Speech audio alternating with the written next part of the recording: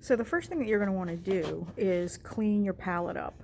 Now, while it might feel like you want to stick it under some running water to clean it up faster, please don't do that. Use a wet paper towel or a wet soft rag and just wipe all the areas.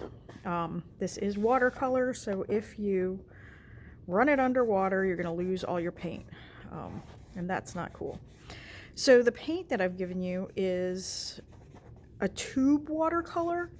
However, we use it dry, so we put the watercolor in the palette and then allow it to dry and then use it. And you might think, well, why bother to use tube watercolor if you're going to do it that way? Well, the tube watercolor has a lot more pigment in it. It is a better quality pigment, and the binder is a little less prevalent. However, you do want it to dry so that you don't get too much paint in your brush. If you use it wet like you would acrylic or tempera or oil paint, you're going to get way too much paint. And I don't know if you can see it. Take a look at yours. It's kind of shiny where it's really thick, so your watercolor would end up looking shiny. The colors that you have are the same as, for those of you who did oil paint, they're the same as the oil paint. We have a warm and cool of each of the primaries. This palette actually has an extra one in it.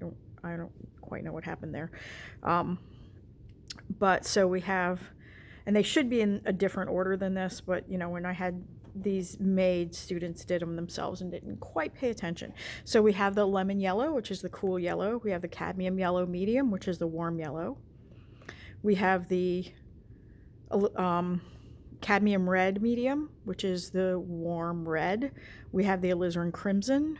Both of these piles are alizarin crimson, which is the cool blue. We have the phthalo blue, which is the cool, or I'm sorry, the alizarin crimson is the cool red.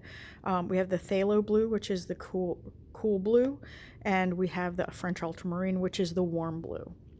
Okay, so these colors, for those of you who've done oil paint, these colors are the same.